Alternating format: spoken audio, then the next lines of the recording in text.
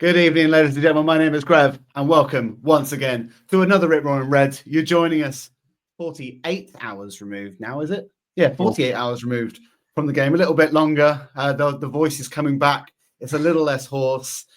Before I do intros and everything else, just a little bit. So, bitch, sit down. Be humble. Sit down. Right, I couldn't resist it. I had to do it. You're joining us. Celebrating Arsenal's 5-1 victory at home at the Emirates against Man City. Before we get into all of this lovely, lovely stuff, Jace, how the devil are you on this Tuesday evening? I'm good. I was like, the problem with podding, right? 2 days, and we couldn't make it work. We got home too late from the game on Sunday. You had football and you were in the office yesterday. We just couldn't make it work. So we're Tuesday recording. And the problem is the bloody transfer window shut last night and it just brought a slight downer on it. But I'm back up. I watched the highlights again. I got myself hyped based on what we saw on Sunday and I'm in a good mood. So I'm good. But yeah, you're right. Also voice. Oh, like I couldn't talk again because I've had such a bad throat on and off for a month where I've been recovering from whatever has been going on in my body and the viral infections. And I got home and Jazz is like, you've been shouting at me. I'm like, yeah, I got no voice. And it took all of yesterday to come back. I had to interview 25 graduates at work on Monday, and I had to do a presentation at the start to talk about the day and why it's so great. And it was awful. I had a really bad voice. But I was happy, that voice because of such a great victory. Look, if you're joining us for the first time, thank you very much on the Rip Roaring Reds. We're going to be reviewing this game. If it's your first time here, like I say, please do give the video a like. Please do give the channel a subscribe. And if you're a long-time viewer, please leave a comment down below what you thought of this game. We're going to start like we all start, which is with what we call a Rip Roaring review. It's our look back at the last few days in Arsenal, how you're feeling, how you're stewing on that victory. Jace, it already sounds like you're vigorous, you're happy, you're passionate. Where are you going with today's Rip Roaring review? So the season turning event. We have had an okay January, but also you could analyze the transfer market being a negative mark on January, and we've dropped points where we didn't want to drop points. It's been okay. It's not been the worst. We've not lost loads of games, but it could have been better than we wanted. And we needed that kick up the arse. We, as fans, the players needed that kind of, kick up the arse in a way in regards to just having a monumental event that we could all, as a collective group, pull together and get around. And I think that's what we had. I feel like, everyone was saying the Newcastle game was done. It's just a rest game. And, you're not going to be able to go to Newcastle and get a win and get a result. Well, do you know what? I'd love it. I'd love it if we beat them. But I think we're going to. I genuinely think if we can. The question is whether we can manage the intensity and the physicality that we showed against City, against Newcastle so soon after that game, because there's a lot of adrenaline and the come down, the body, mentally, the exhaustion that would have come from that City game, the low that the body would have gone to after the game, to bring it back up to that level for Newcastle is actually going to be a really, really hard task. But I thoroughly believe if we play anywhere near how we played on Sunday, we wipe the floor in Newcastle. Wipe the floor with them. You hear it first. But that's where I'm at. That's my review. Go on. You go on. Yeah. I just like being on the roller coaster of Jason's emotions when it comes to Arsenal. It's a proper ride. No matter from the depths of being out and not caring about the cups to now we're going to win the whole damn thing. It's good. I love to hear it. My Rip Roaring review was about the fact that real football is back. I loved nothing more than spending my Sunday evening after getting back from the game just looking at Twitter and admiring rival fans being absolutely bitter and being absolutely taken aback by the fact that our 17-year-old, who has only started a handful of games, scoring a goal and sitting down and copying a celebration of Erling Haaland, and it has rattled almost everybody. And it is just, I'm just here for it. I cannot get enough of it. I think it is glorious. I think it brings back some of the, you know, I said we were driving up to the game, right? And I think I said to you, Jace, this feels different. It doesn't feel as important as maybe some of our past City games have been. And that's partly because they're not top. They're not the one that we're chasing. And I suppose this victory is not like, it doesn't, although it still puts us in the race, it doesn't necessarily put us in full title contention. If we had lost, I agree. I think it would have been quite detrimental to our season, but it just didn't feel the same. And this game, these players changed me. And I afterwards, that the exuberance, the jubilation of this game, the attitude of these players, to have Gabriel shushing Haaland, to do the copying of the celebration, all of that, I'm here for it. It fuels the rivalry. It makes this match feel meaningful. We delivered under pressure in a big, big way. Like I had friends messaging me before this game that this is like a big game because Arsenal usually capitulate under this level and this type of pressure. And it was a pressure game. We had to win it. We did win it. And not only did we win it, we won it in spectacular fashion. Like nobody expected us to put 5 past Man City. And you can talk a little bit about how City have not been as good as they have been. I think they've won like 4 out of their last 6 or 5 out of their last 6. They've been creeping back up to the point where you on this pod were like, we should be looking down, not up. We should be looking at City are behind us. You said that, Jace. I was there for it. I did say that. They are now 9 points behind us and they're 15 points behind Liverpool. That's huge. Yeah. And that is, you know, and this, nobody expected it. And we delivered in a big, big, big way. And like, credit to these players, massive credit to these players. Yeah. I mean, I felt slightly different to you going into the game where you were like, it doesn't feel quite as big. And I was like, nah. Because I remember being in the ground for the game when it all changed, kind of the season before we were competing for the league title. The first time we had a chance of winning the league 22-23, I think it was the first time. But the season before that was the Aubameyang saga, right? If you remember that. And he went in that window. But that New Year's Day, we played Man City at home. That was for me, I remember, because I don't think you came. I remember my wife came, and the ground, the atmosphere was where that energy started. That was the turning point of the fans changing.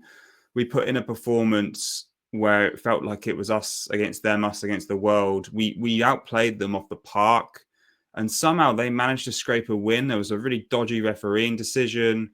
Rodri being Rodri, it's why I can't stand Rodri. And just from that moment, for me, that's been the rivalry with Man City. It's been there ever since then. Like it's been a very cemented rivalry in my mind. At the level, the only thing it doesn't take it to the level of the Man United rivalry we had is purely because there are no Man City fans. Do you know a Man City fan? I don't know any Man City fans. My window cleaner was a Man City fan. Well, I'm sure he's very happy with all of those trophies.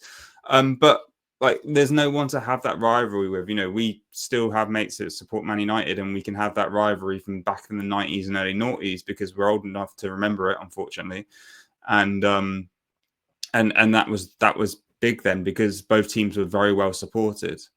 But now it's like it's a rivalry that in the ground we're fired up for it, and we were. And you said you didn't think it would be that intense in the ground. I think it was there. I think the intensity of that. The team got the crowd up as well.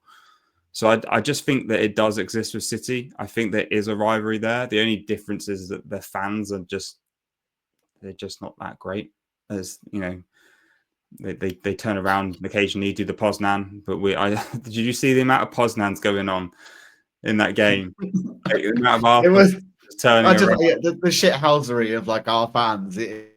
Just like, you know, the Poznan, can we play you every week? Who put the ball in the City net? All of that.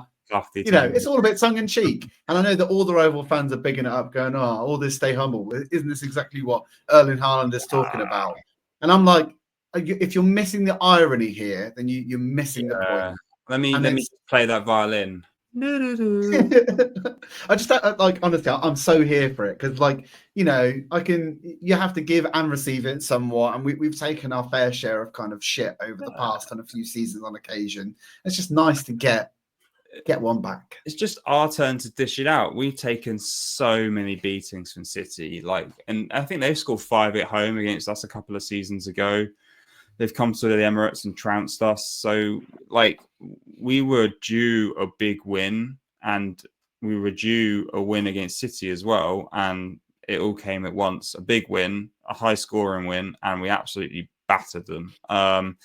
Don't get me wrong, there were parts of the game where it looked like they had more control than us. But I think there's a theory in that madness that we'll talk about. But it's just so nice that. Well, I'll tell you what. Then let's go into that first bit, because you mentioned there about that they had elements of control.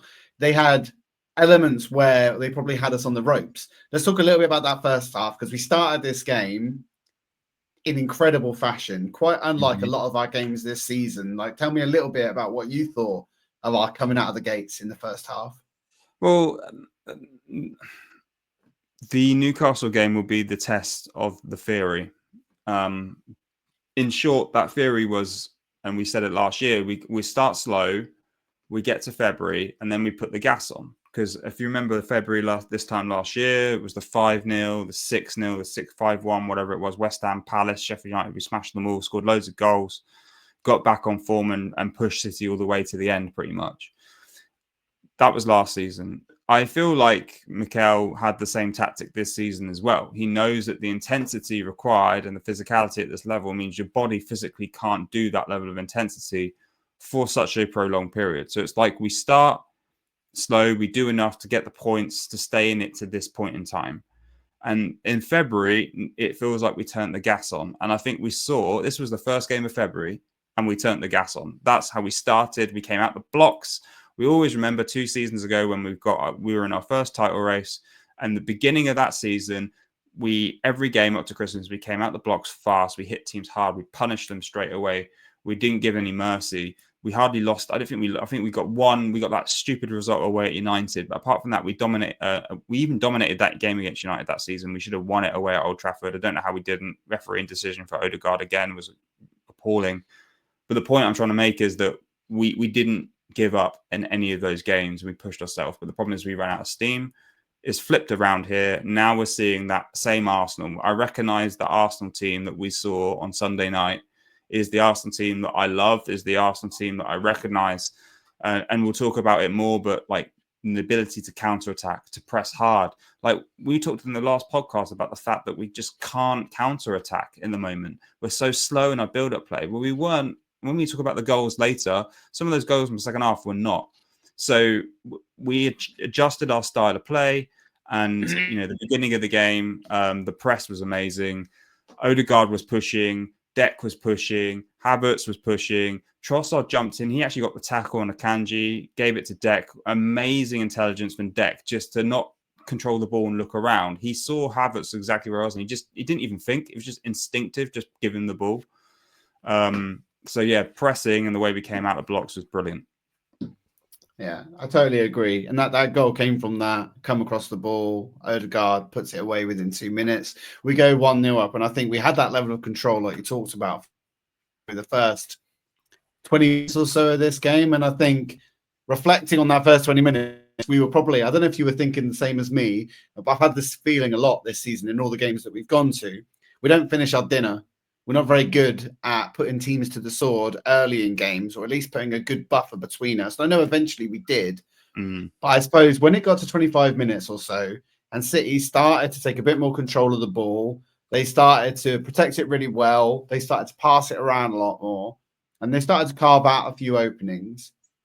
And eventually, it obviously led to their equaliser, which I think you wanted to talk about in a second, but we came in at half time at 1-1, and both of us were like, I'm worried here, because looking at how the first half had ended and actually how the second half started, we were probably starting to wonder if we were able to really get back into this game, and if it was only a matter of time before City kind of made their push. talk to me about City's goal, because Haaland, this is where, maybe we'll talk about it later, but for me, this is like Haaland through and through. He was non-existent during most of this game until the moment when you need your striker to do the one thing that we ask strikers to do, and that's score a goal. Yeah, I mean, we nullified a lot of Haaland's play, to be fair. Like, when Haaland has his back to Gabriel and Saliba in the middle of the pitch, the ball's coming up the pitch, he's catching it, and then he would be distributing it out to the attacking midfielders or the wingers. We really nullified that part of the play. He did not have the winning against Gabriel and Saliba. Physicality, strength to strength, combat to combat. He wasn't winning those. The goal, I think that came early in the second half. It was I wouldn't say it was coming, but we were very happy to sit back and kind of let them come at us, basically, in short. And I think we just slipped. It was a momentary lapse. If you look at Saliba, he was touch tight in the run up to that. Him and Haaland were jostling a bit. But there's just a split second where Haaland sees what's going to happen, and he just manages to get lets him go just for a split second. And it was that one split second that managed to Haaland just to get, firstly, the ball's coming towards him, his goal side. Saliba's turned towards Haaland. So he has the jump on him. And it was that split second to get that ability to propel his body and jump and head that ball in, because it was a great header. I'm not going to take away, it was an amazing header, and it was the only thing he had the whole game. The clinicalness is obviously something that I admire and I'm slightly jealous of, because I think we lack it.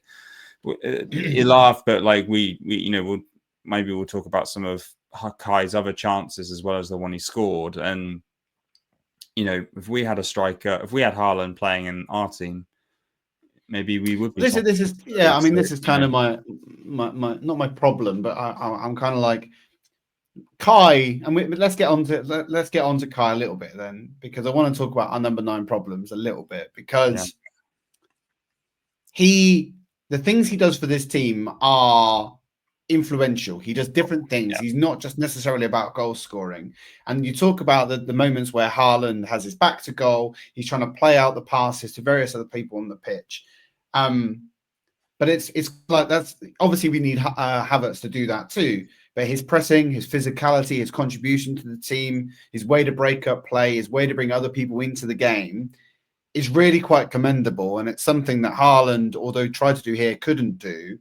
And I think Havertz has a lot of facets to his game that we admire, but we don't necessarily, unless he's scoring goals, we kind of don't notice it. And I think if he had come out of this game, so obviously he missed an absolute sitter, let's be clear. And I think me and you looked at some still frames of what that shot looked like after the game. And it seemed like, in real time, it's difficult, right? So you can't really tell. But in that freeze frame, you're kind of thinking there's a lot to aim for.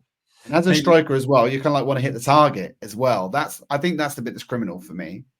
Yeah, well, yeah. I mean, I think we were looking at those still frames at half time, because we went in 1-0 at half time, and then Haaland got the goal in the second half, right? So, and we were looking at that, and that was one of the ones where it's like, whoa, we've been here before. We've been in this place before, where it's like we didn't take the chances that were on a plate, and that one, I heard a few people say, "Oh, it was hard because the keeper was kind of covering one part and the defender was covering the right."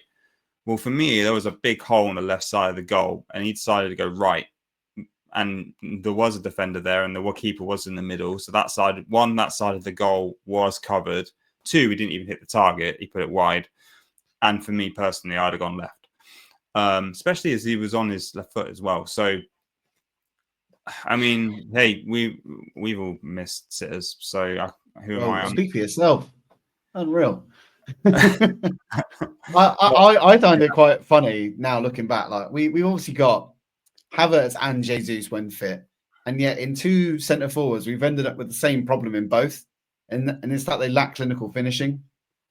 Yeah, I think but that I would in Jesus. Yeah, I don't think that there's really an excuse, and we can give him the benefit of the doubt because he was actually coming back to form for for the first time in over a year when he got injured, and you can give him the benefit of doubt and say that was unlucky. But ultimately, over the time period that we've had Jesus, he's not lived up to what we needed from him. That's the reality. Like, I don't want to be overly critical, but we need someone who can score a high volume of goals per season. And unfortunately, whether it's injuries or whether he's just not performed, he's not been able to be doing that consistently. Havertz was never expected to do that consistently. I don't ever think that we bought him thinking he would be a striker. And I still think that we were expecting to bring someone in as backup to him in the summer, and we were expecting to bring someone as backup to him in this transfer window as well. The club clearly has. There's still, if you listen to what the players, how they talk about Kai, they know that his game is not necessarily just to be the number 9 and the main goal scorer. He brings so much more. His runs, his distribution, his ability to find space, his intelligence is almost on par. He's the closest he's the closest player on par to Odegaard for intelligence. He's a very clever footballer. And I think the fact that he is the only option we have to play there is putting more pressure on him. But we have to remember that that's not his game. He'll still be playing in our starting lineup next season if we bring another number 9 in. His place in the team is, you're going, but I think he'll Mikel. There are certain players you'll find that Mikel trusts and loves so much he'll find a place for.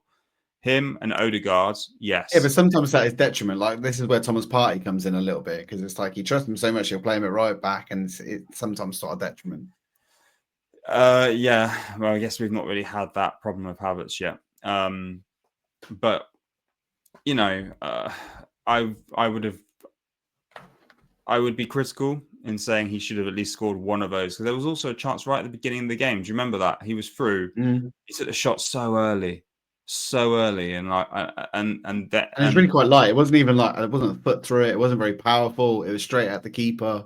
Yeah. So, yeah, no, you can critique it, but at the end of the day, he did take a goal. He took it very well. His actual finish.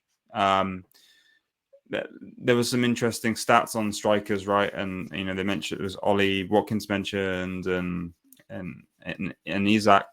There are a number of players who are high goal scoring, but also if you look at the volume of chances missed, it's about the number of chances they create. And you know, if every striker in the league scores 75% of all the chances they create, their goal tally is ridiculous. So you know, the reality is, if Kai gets back on scoring a goal every other game, or one goal every other game away from home and a goal every game at home, which he was doing at the beginning of the season, we don't even have this number 9 problem again. It just vanishes, because we weren't talking about this being a problem at the beginning of the year, because he was scoring. I mean, he was it like 11. Yeah, but you remember we went through a phase, and this is probably about 12 months ago, where we were really shy in front of goal. Yeah. And all of the conversation was about, we needed a 9, we needed a striker. Same conversations in that January window that we didn't do. And I know we're going to talk about this later, so maybe I'll save it for them. But I do, when you're scoring, everything's good, of course, that no one's calling for heads. No. When we're losing and not scoring, heads will roll. That's exactly, you know, we're a fickle bunch with short-term memories. Oh, football fans, eh? Who'd have them? Who'd have them, right. I mean, so let's talk about, we went in at half-time, we were 1-0 up. Haaland equalises at 55 minutes. And this is where I think, for me, I have to really commend him. We've talked a lot about the resilience in our team, and a lot about our ability to not be, I think Arsenal of old would have taken that goal and our heads could have dropped. I think our fans did a good job, and I know it's not been as good across this season as it has been in previous, where the fans did try and G up the team, get them back in. Within 1 minute, Thomas Partey, on his 150th appearance, gets that loose ball from Foden. He unleashed a shot that in real time looked like an absolutely unreal finish. Now, obviously, on reflection, when you look back at the replay, you'll see quite a hefty deflection. But it's both, you know, beautiful and disgusting in equal parts. Before this, I would have to say that I've said this to you before. I think Thomas Partey has been our best player this season. I think in this game, he was particularly good at just breaking up play, dismantling their approach play. They're pressing through the middle. They just couldn't. And it's just his ability to wrap his legs around and his ability to just find the pass. The actual Kai goal that came from Martinelli, the pass to release Martinelli was from Thomas Partey. Mm-hmm. His ability to find those type of passes and his ability to, in yesteryear, right, Jace, I'm going to say to you, if he was in that position and about to shoot, what would we be saying? Don't do it. I think when we were celebrating, you looked at me and I was like, don't shoot Partey. Oh, wait, no, it's fine. It's fine. I mean, what did you think about his overall game, his overall performance? What do you think about that goal? I think he's earned that contract. Like, did you see that the contract extension news was coming through like pretty much yesterday, even Sunday evening? Like, apparently we're at least getting a 1-year extension on him, and you can see why. Because we talked about not being able to counterattack teams at the moment. If you look at some of the goals, you look for Havertz's goal. Partey starts that. That was he was able to. He has occasionally that slight bit of pace in the midfield. He'll be able to slightly make a turn in a position, find a bit of space, make a little bursting run, and just enough to pivot the opposition from being in attack to defense and breaking a transition or just changing the style or the positioning of the play. For me, that's a very acute skill that not many players have, and it led to a fourth goal for Havertz. He created that, and it was, for me, that was the thing that stood out, was some of his little bursts, like just tiny little bursts through the midfield. Ultimately, I think I wouldn't just give him credit. I wanted to talk about Declan Rice. I think Declan Rice was given man of the match. At least Sky gave him man of the match. However, Arsenal, I noticed that I think it was Arsenal gave MLS the man of the match, which was my man of the match. When we were walking out the ground, we were saying who's man of the match, and you were going Partey, I think. I was going MLS. Some people said Rice. I think it was a hard call. But if you look at our midfield, because Declan had a superb game, probably one of his best games in an Arsenal shirt that I've ever seen. Our midfield, Odegaard, Partey and Rice, just made their midfield look abysmal. They could not manage the physicality. They could not manage the intensity. And, they did have that bit of control of the game. I genuinely think that was the fact that we tried, I don't think we intended to let the goal in. But I do think that there was a factor in our play, which was we were happy to sit and give them the ball for a bit. We almost suckered them into a false sense of security, and then we hit them in the last 30 minutes. Absolutely hit them, because we had this intensity, this physicality, and they just couldn't manage it. That team, without Rodri, is just... it's not even... You can't even identify with that Man City versus the Man City that won the treble. There's no correlation. Even the team that's won the league in the last 2 seasons, I had this conversation with a friend when I was driving yesterday. Like, Silva and Kovacic as a midfield duo. Oh, that's awful. You can waltz through it.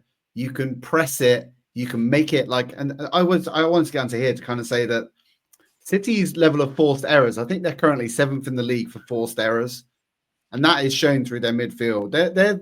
They're only just behind the likes of Ipswich, Southampton, Wolves. Like, it's mental to think, like, comparing them to City teams of old, how easily they were rattled, how easily they were pressured. Like, fundamentally, Odegaard was the conductor here. As soon as he would ask the press to go, Havertz, and some of either Martinelli, Trossard would all go together, and they just couldn't handle it. And we effectively wanted them to pass to Kovacic. We wanted them to pass to Akanji because we knew that we could exploit that player and that space to capitalize. And like I said, I think I said this to you at halftime, right? I said, we are the best team at pressing and forcing errors, yet probably one of the worst teams in capitalizing on those errors. Because if we had have capitalized, we would have probably been about 3-0 up at halftime.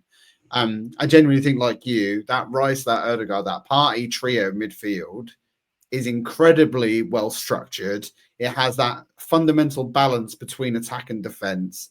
It has a really good ability to transform our defense and attack in terms of transition. When we want to, I do think that this game felt very different, and we talked about this in pods in previous, where we've like, this was different. We acted fast, we acted quick, we moved the ball, we capitalized. I don't know if it's just because City left a lot more space than we're used to, because they didn't low block us. You know, this wasn't a team that came to low block at the Emirates and we had to try and find ways through. We carved them open almost at will in that second half, which is just so uncommon. And it's nice to see. It was kind of similar when I went to the Zagreb game. It's kind of similar to that, where it's like when teams come to play football against us, they get wrecked. They get absolutely wrecked. Yeah. When they play the blueprint, like we've talked about, where they're set up in a low block defensive shape, all 11 men behind the ball, and we find that difficult to break down, those are the games, the Evertons, of which we struggle within. When you watch us like this, it is beautiful. Yeah. That's the thing. If you want to play us, teams can't play us man for man in an all-out game. They can play us in a defensive manner. Any team can play us. If you're just going to park the bus, then we've got, it's hard for any team. Maybe a couple. I would argue maybe City in their pomp were maybe the only team I can remember that manages still to get ridiculous results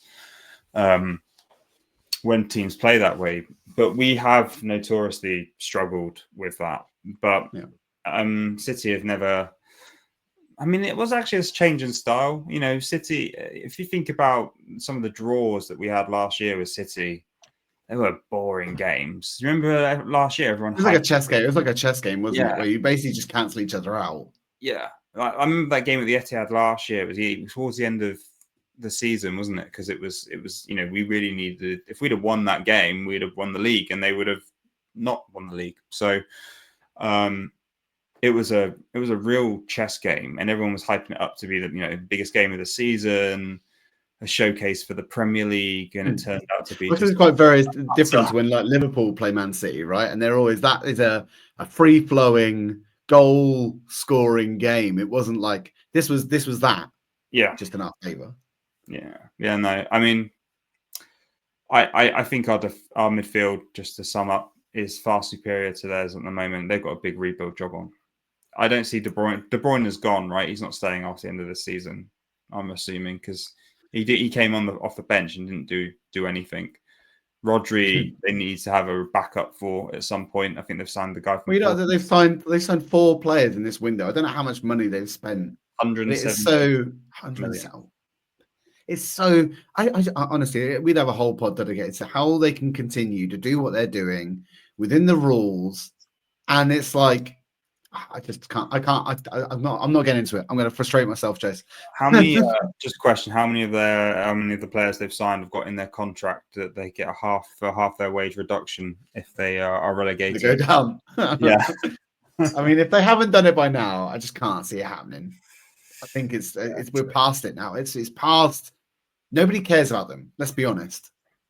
All their trophies doesn't matter because nobody else cares. Yeah. Literally, no one cares. Right. I mean, there's no way we're going to go. We're 33 minutes into this pod, Jace. We spent all of this time waxing lyrical about players, and yet we haven't really talked about the 2 most dominant teenagers this club may have seen since one of them, who's now on the injury shelf at the moment. Look, we got Ethan Nwaneri, we got Myles Lewis-Skelly, whose mum was on some interview over the weekend, got caught in the high street. And she's like, "What do you do?" And she's like, "Oh, my son's a Premier League footballer."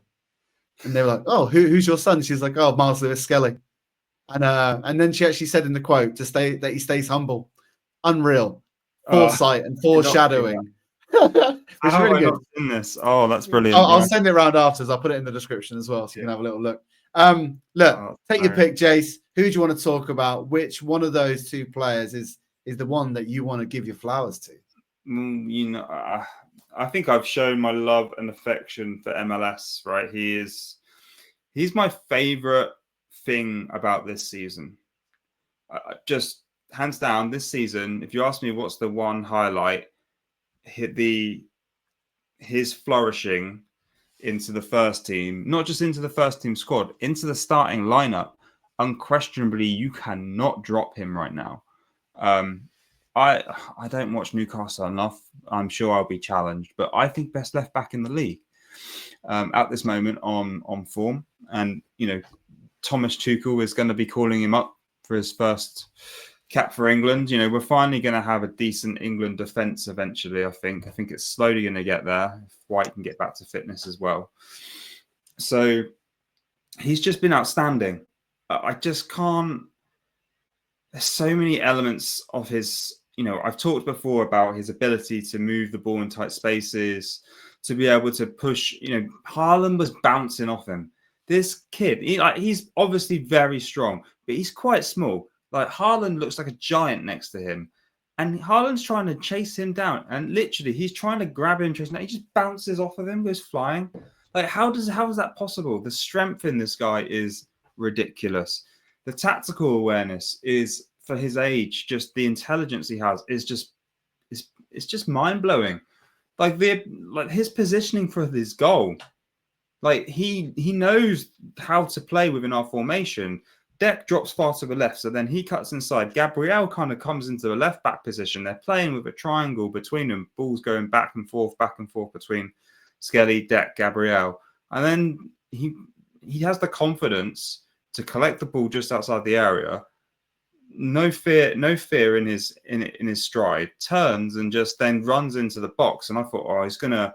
When we have players in that position, usually you're looking for a pass across the box to set it up someone up for a tap in. But I love the fact that he thought, no, screw this. I see an opportunity. My eyes have lit up. I'm going to have a go at this. Secondly, he does it on his other foot.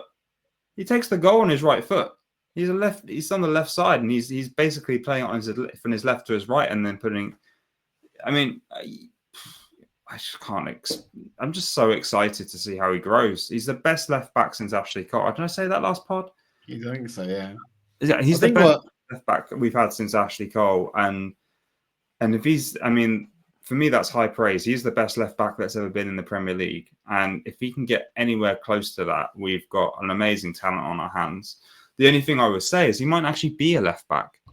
He might not actually be a left back. If you look at the way he plays, you can see him filling in Thomas Partey's position once Thomas is eventually phased out of the squad, whether it be the end of this year or whether he gets an extension, because of his ability to cut up challenges, the ability to press through with the ball. We've seen him run through the midfields with confidence. And strength and ball protection for me, it's like one thing that Partey was particularly good at is shielding the ball, moving forward. I think they've seen already in MLS can do that in spades. Yeah, so I can see the potential to have him in midfield. He's just so gifted, and all round he's just a brilliant player. Obviously, the final thing I'll say, I love the balls on the guy. There's the celebration. I love how much, as you said at the beginning, it's wound so many people up. I just find it's just, ultimately Haaland had it coming. You can't, the way he behaved. It's everyone takes it as though it's unacceptable, but it's just Arsenal fans and Arsenal players getting their own back on all the abuse they've taken. It's sort of, what if it was your club doing it, you'd laugh about it too. Gary, it's the Gabriel thing. Do you see the thing with Gabriel and what they said? I think he threw the ball at his head when he was coming back against the game when he scored that goal. And then it was all like, I like that. It's good rather than we've done like shoes on the other foot. We've given it back. And he thinks it's like silly and immature. Yeah. Can't fathom it. Yeah. And, it's exactly like Haaland went, what was it? Who the FIU at the end of the last game when all the players kind of got together. And it's like, well, you know who he is now, don't you? He's the guy taking the piss out of you when you get smashed. So, yeah, I love it. Like, some people are like, oh, no, he needs to be a bit more clever, a little bit more, intelligent, not, just focus on his football. No, screw it. I love, arrogance and the intelligence at that age is brilliant. If you've got that in spades, then you're going to go far. Yeah, I'm with you. I can't, I like the footballers to have a bit of personality. They're not robots, they're people. And why wouldn't you take that as an opportunity? There's now 2 games here He shushed the Spurs fans at home. He Oh, yeah, did about the that, yoga celebration of Haaland against City, like the absolute, to quote Troy Deeney, cojones on this kid is mental. And you can talk about, oh, he's not won anything. I couldn't care less, mate. Honestly, in the heat of the moment, the amount of pride that I felt in these boys after that performance and that kind of tongue-in-cheek celebration is just great. And like, I love it. Honestly, I love it. And if it happened to us, I'd hate it. So I can understand where people are coming from. But it's good to bring some of that back into the game. I genuinely thought it was great. To talk on Nwaneri, I know he only had a bit of a cameo during this game, but we were talking about this on the way home. Where, and I think I joked about this some time back, our chief of medical staff at Arsenal went to Manchester United, and we replaced him with someone. I don't know who it is. I can't name them, so excuse me for my ignorance. But what I think happened is that the old doctor couldn't perform cloning. He didn't know how to clone anyone, and so Arteta decided, right, you're off to Man United. I'm going to get a doctor who can clone someone, and he managed to put Bukayo Saka in a test tube and make another version of him that is almost a carbon copy. You could probably put that goal that Nwaneri scored against several other Bukayo Saka goals where you know what he's going to do. He's the Arjen Robben of Arsenal. You know he's going to drop the shoulder. You know he's cutting inside. You know he's banging that ball in the top corner of that goal. And oh boy, like he just does it so easily. And he's done it now multiple times. And I know we talked about having winger replacements, and it's like 3 times already, is it? Yeah, 3 times. And he's not even been in that many games. And he's just come back from an injury, and he's replacing one of the best wingers in the league. Like, what is there not to like? It's an incredible goal. We got 2 teenagers on the score sheet against the reigning champions. Like, everything about it is incredible. And I think I'll only end to kind of say, we might not have been here. And the reason why we might not have been here, if you think about some of the business that we did in our window in the summer, I know we've waxed lyrical about how we haven't done enough and that we should have done more, and that when we've shipped off the likes of Nelson, the likes of Smith Rowe, and we haven't really done enough. I know that we got Sterling in last minute as it felt like a body. But if we had have had a Neto, or if we had have had a Williams, or we had have had something else, the likelihood is we wouldn't be seeing Ethan Nwaneri play many games. His route to the first team would have probably been blocked. And it hasn't been. And because of it, we're getting to see him sparkle in the same way that our left-back problem has kind of provided Lewis-Skelly the opportunity as well. And both of these boys have come into the forefront of this team and are now unplayable. We've got Calafiori, a £50 million player almost, who's going to have to warm our bench because 17-year-old Myles Lewis-Skelly is making him sit there. Yeah. Which is like, it's not going to be great when you're Calafiori, I'm sure. But let's be clear here. I don't care as long as we're winning. I don't care as long as our players are banging goals. I don't care as long as we're doing yoga positions and celebrations in front of rival fans. I'm here for it. I need it more, and I can't wait to see more of these 2 boys play. The Hale end is producing some absolute ballers, and I'm here for it. And that's the thing, right? I think when it's the Hale end players as well, if we spend 50 million on a defender and they have to sit on the bench, at least we've got a good backup. But when it's your own talent that you've produced, people who are Arsenal through and through, coming through and playing in the way they are and being given the opportunity and not letting the side down, there's that element of pride there. I don't think we've ever sang the song, they're one of our own, they're one of our own. Well, and we weren't saying he's one of our own. We were singing they're one of our own or whatever, because we've got multiple of them. I mean, ultimately, we've got Saka as well. We've got 3 players who come from young, have been in the squad since a very young age in the academy. We're not talking like coming in their late teens. Like, they've been in a squad in the academy from a very, very young age. And so to be able to see the academy starting to produce this level of talent is exceptional work by Per Mertesacker. Because if you think about where our academy was before Saka and Smith Rowe, the last academy player that I remember coming through is probably Kieran Gibbs, who actually managed to maintain a permanent place in the squad. Kieran Gibbs. Before that was Jack Wilshere. Unfortunately, injuries, but they were few and far between. What we're seeing now is a rollout of high quality output. If you start with Iwobi, made good money on Iwobi, Joe Willock, Smith Rowe, Saka, they all came in around the same time, those lot. And then now we've got another generation, but we're now also as a squad, as a first team squad, we're beyond a level that we can't always give those opportunities as well. If you think about the fact that Haven's gone to United because he's a centre back and he just isn't going to get the chance. He was in our squad. He moved to the men's team, but he literally just was not going to get a game. So he's gone to United. I'd be intrigued to see if he gets played at United or not. That's going to be I kind of want him to do well. But I don't just want. Not against us. Well, I don't know. Like, I kind of wish he'd just gone to another team. Like, go to I don't know, Fulham. Fulham. Yeah, Fulham. Exactly. Go to Arsenal Light. Yeah, Arsenal B. You can't get in the A. Go to Arsenal B. It's fine. Yeah, but just. And there was another player at left as well. There was a striker that went to United as well, wasn't there? Yeah, he did. Yeah. So just the talent that the academy is producing is ridiculous, and props to what we're doing because it's clearly working. Yeah.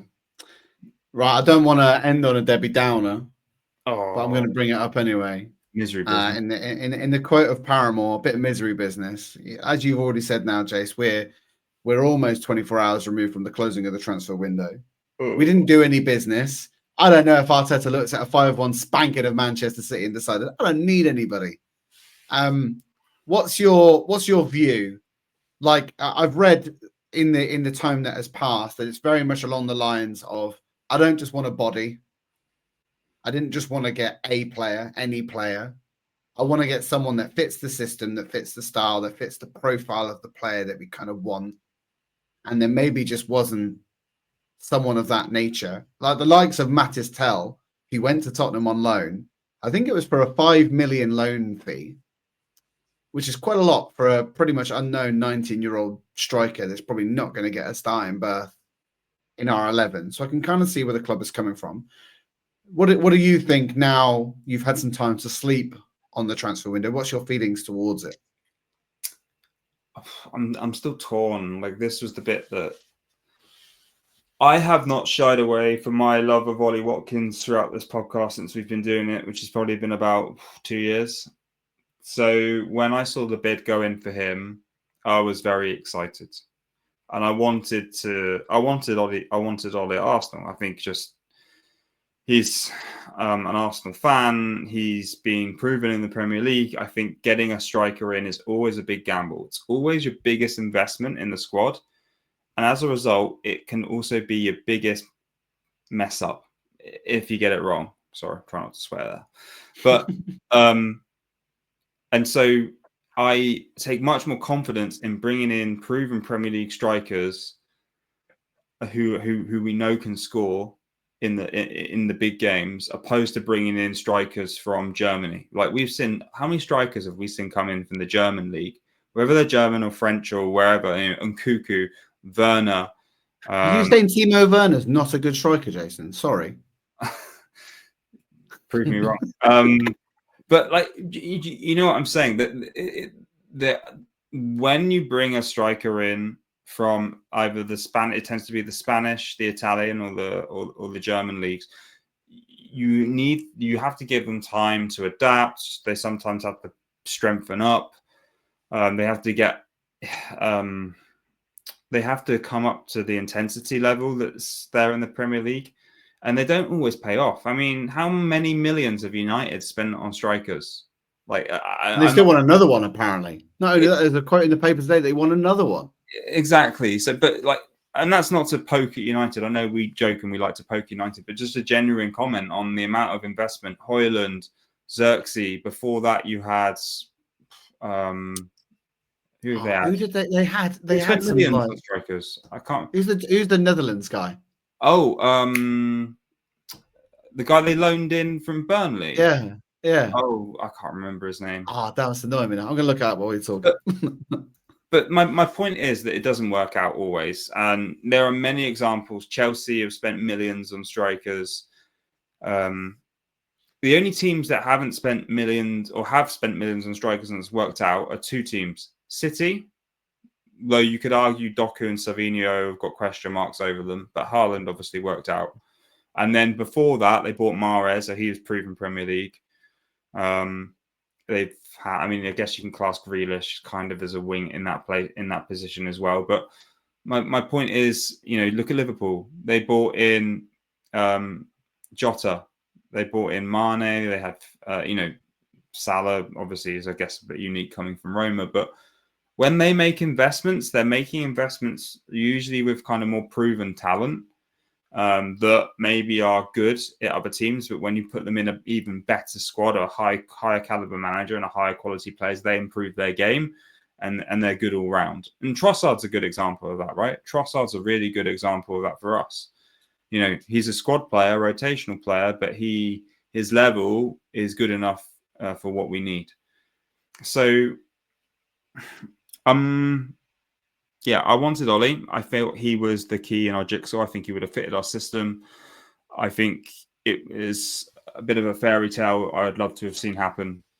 Apart from that, I see why we kept our powder dry, because clearly there's targets of a younger age who fit the profile Mikel wants, and he wants to go out for a big deal in the summer. And obviously we saw what Ornstein said, that I think, was it 40 million? Villa said no, and they wanted 60. But obviously Villa had the financial fair play rules as well. So they needed to sell a striker. I think they were going to sell, by the sounds of what's coming through, is that it was Ollie who was the chosen striker to be sold, probably because of the age profile, you would assume, whereas John Duran was 21, but then John Duran ended up going to Saudi Arabia. I mean, I don't get that. Throw his career away. That questions, do you... I don't know. I'm not going to... He questions your mentality or approach to football. I get it. Well, yeah. Some people are in it just for a job. If you're in it just for a job and you make that money, then fine. But yeah, I mean, that's just really bit gutted that I really was hoping that transfer was going to go through. And I kind of understand why Arsenal didn't want to, break the bank to do it, I guess. Their budget, I guess. And their principles as well. I think that's part of it too. I genuinely think if we look at this summer, and we've said this a few summers, if we do Zubimendi, Nico Williams, Asesco, or that type of summer, that is the final elements to our squad that we need to genuinely feel like it's there, ready to happen. I think we can all reflect on the summer just gone as that it just wasn't enough and it wasn't to be. And I think you could look back, if we don't win the league this season, then that might be the catalyst for why. So I have a couple of questions for you. One, would you have gambled and bought someone or not? Like, I forget the keeping the powder dry. Do you think not bringing someone in is us writing off the season? Yes. Genuinely, I think so. I think we've looked at this, where we're at in the league, how the league is going. The wind is in Liverpool's sails. The luck is behind them. They are putting teams to the sword. You've got Mohamed Salah, who, I think I read this today, has 37% of Liverpool's goal contributions. He has 75% of their overall goals and assists contributions. He is unplayable at this very moment, and they have everything going for them. And there's this continual thread that we've talked about on this pod, that others have talked about on theirs. When are the wheels going to fall off? When are they going to start dropping points? And unfortunately, it's just not happening. And there are 15 games left of this season. If it hasn't happened yet, is it likely to happen? I think he would, Arteta is a very statistical, analytical guy. He would have looked at some of the overall patterns in play and the things that are happening. And he's very calculated. He will use some of that information to make decisions on that basis, a bit like Moneyball, and also think that, okay, I'm not going to get it now. Am I better off making sure that I can use my money wisely on players that I know fit my system, that fit my profile, that match with our style of play, and can ultimately take us to glory next season? That's how my feeling is at the moment. So on that, first of all, we've got after Newcastle, we've got a bit of a break because we're not in the FA Cup, and I'm assuming it's FA Cup weekend probably because we're out, and I don't think we have a game. We'll go off to Dubai, right? Not us, Arsenal. So we're having our warm weather training, bit of a rest for the players. So we're gonna have some time. I think we need to do our Man United hit and misses that we said we were going to do just for the fun of it, because we were talking about how many misses we've had with transfers. Let's go through the United ones because that'll be hilarious, and maybe Chelsea. But the other thing we should actually do is let's look at the data. Let's see what data we can find to tell us, because analytically we've played in a certain way last season because it was very clear we can't do a full season of that intensity. We'll fall off. And we did fall off the first season. Last season, we didn't fall off. We lost out by a few points. You could argue the loss to Villa, the loss to Fulham, like the small things here and there.